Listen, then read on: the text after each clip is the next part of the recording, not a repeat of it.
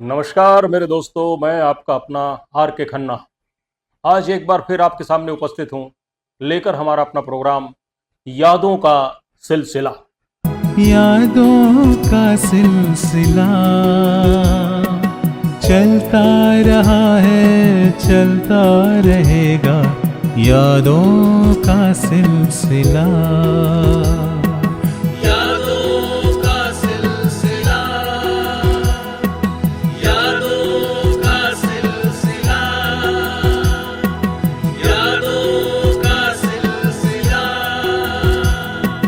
यादों का सिलसिला। आज हमारे इस प्रोग्राम में हम बात करेंगे राजकुमार जी की।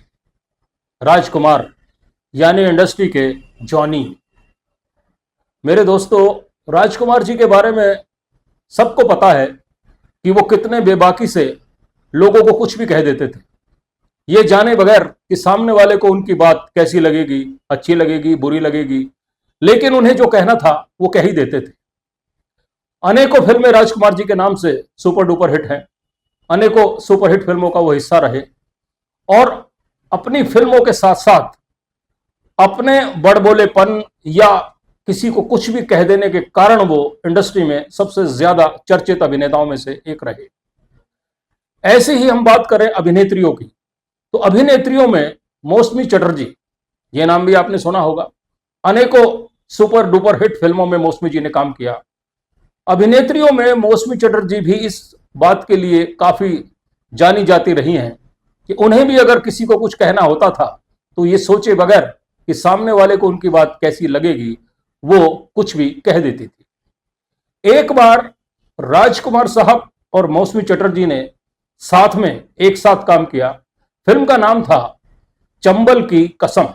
जी हां, चंबल की कसम। राजकुमार साहब उसमें हीरो थे, शत्रुघ्न सिन्हा, मौसमी चटर्जी वगैरह सब लोग उसमें, सबने साथ में काम किया था।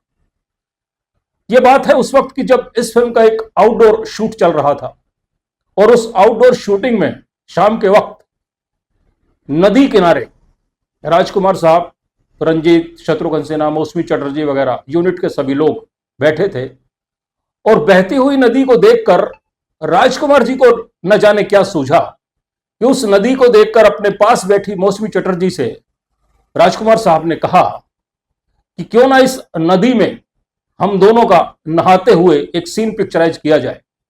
मौसमी चटर्जी ने जवाब दिया कि राज साहब, मुझे तो तैरना नहीं आता, मैं डूब जाऊंगी।